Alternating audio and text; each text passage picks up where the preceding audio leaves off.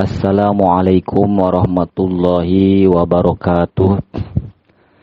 Di dalam kitab Al-Qaulul Muhtasar fi Alamatil Mahdi Al-Muntador, karangan Syekh Ibnu Hajar Al-Haytami, gurunya pengarang kitab Fathul Mu'in. Di sini dikatakan, qala li Fatimata. Nah, ini hadis berarti ya.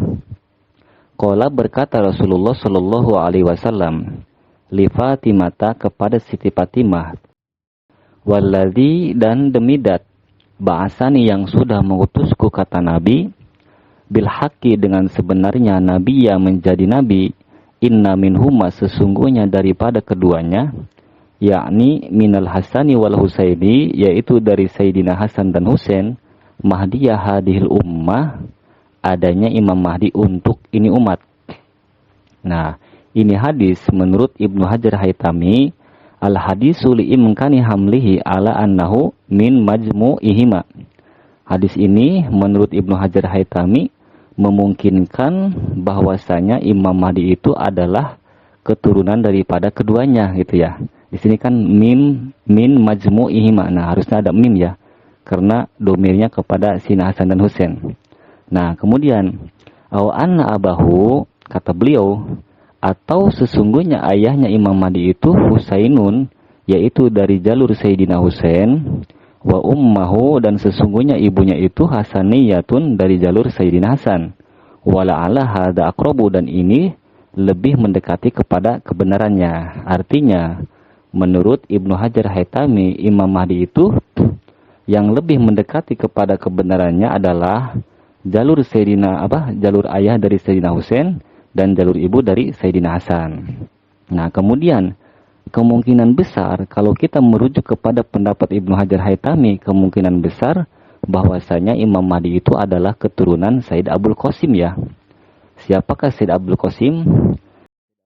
Said Abul Qasim adalah putra Imam Hasan Askari. Beliau adalah duriyah Nabi dari jalur Sayyidina Husain. Nah, kita bacakan dulu nih silsilahnya ya. Abul Qasim adalah putra Imam Hasan Askari.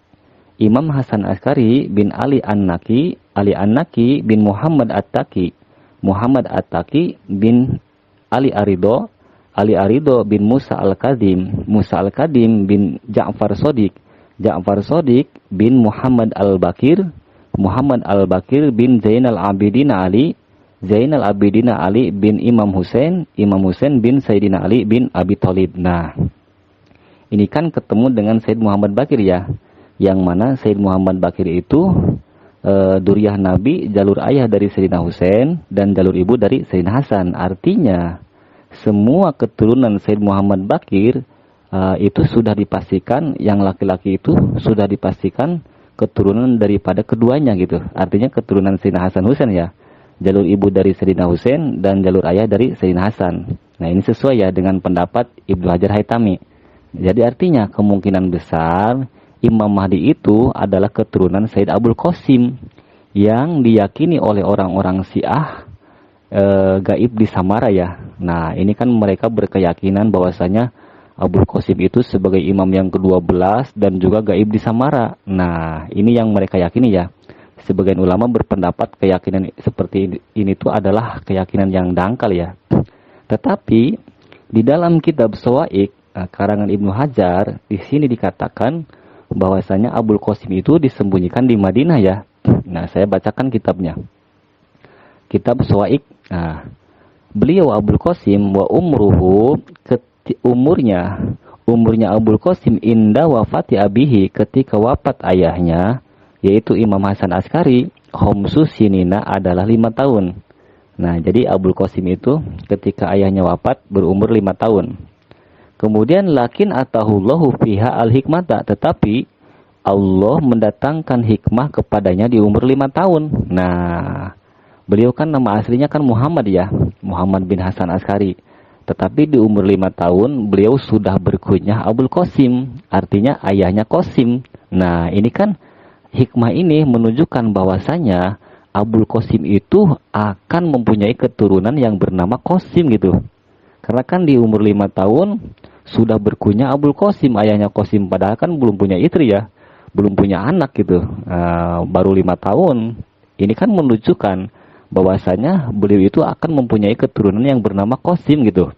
Nah, kemudian wa yusamma al-Qasimu al-Muntador. Nah, di sini dikatakan akan dinamai al-Qasim al-Muntador gitu. Jadi yang ditunggu-tunggu itu ya al-Qasim gitu. Nah, di kitab ini kila dikatakan li'annahu sesungguhnya Abul Qasim Sutiro itu disembunyikan bil Madinati di kota Madinah Munawwaroh. Wago badan hilang Abul Qasim palam yu'raf aina dahaba. Maka tidak diketahui kemana beliau pergi. Nah, artinya di umur 5 tahun kan beliau disembunyikan ya di kota Madinah menurut ini kitab. Nah, kenapa disembunyikan? Karena beliau akan dibunuh gitu. Akan dibunuh oleh sebagian orang-orang yang membenci duriah Nabi. Bahkan akan dibunuh oleh orang-orang yang takut munculnya Imam Mahdi. Karena kan beliau itu kan diyakini oleh orang-orang Syiah sebagai Imam Mahdi gitu. Nah, makanya disembunyikan di kota Madinah gitu. Nah, orang-orang Syiah kan berkeyakinan bahwasanya Abul Qasim itu kan gaib di Samara ya. Nah, ini salah ini. Nah, kemudian sekarang muncullah di Pakistan dengan nama Muhammad Qasim gitu. Nah, jadi kemungkinan besar Muhammad Qasim di dalam mubasyiratnya kan dipanggil oleh Nabi Qasim anakku. Bahkan Allah Subhanahu wa taala memanggilnya kan Qasim gitu kan, sebarkanlah mimpimu. Nah, artinya kemungkinan besar Sayyid Qasim ini adalah keturunan Abul Qasim gitu. Yang mana Abul Qasim nama aslinya Muhammad tapi di umur 5 tahun sudah berkunyah Abul Qasim, ayahnya Qasim, artinya akan mempunyai keturunan yang bernama Qasim gitu. Nah, sekarang kan sudah muncul nih Qasim nih ya. Sayyid Qasim membawa peringatan lewat mimpi-mimpinya, lewat mubasyirat-mubasyiratnya. Ini kan sesuai. Karena kata Nabi tidak lagi tersisa dari kenabiannya kecuali mubasyirat itulah, gitu kan. Artinya mubasyirat itu sebagai pembawa peringatan gitu. Dulu kan pembawa peringatan itu kan para nabi ya, lewat wahyu. Dan wahyu itu kan kadang-kadang lewat malaikat Jibril, kadang-kadang Nabi langsung berbicara dengan Allah seperti Nabi Musa kan. Atau juga seperti suara lonceng atau bahkan lewat mimpi gitu. Nah, setelah kenabian terputus, yang tersisa hanya mimpi gitu. Artinya kan sebagai pembawa peringatan ya yang tersisa hanya mimpi gitu. Nah, jadi kemungkinan besar Sayyid Qasim itu adalah keturunan Abul Qasim. Kemudian, kenapa para ulama mendustakan ketika muncul Sayyid Muhammad Qasim dengan membawa kabar peringatan, dengan membawa kabar berita ya. Nah, sebenarnya ini sudah termaktub di dalam kitab Al-Futuhatul Makkiyah karangan Syekh Muhyiddin Ibnu Arabi. Itu sudah jelas di situ dikatakan ulama-ulama yang akan menentang gitu. Nah, kemunculan Imam Mahdi itu kan wallahu alam bisawab.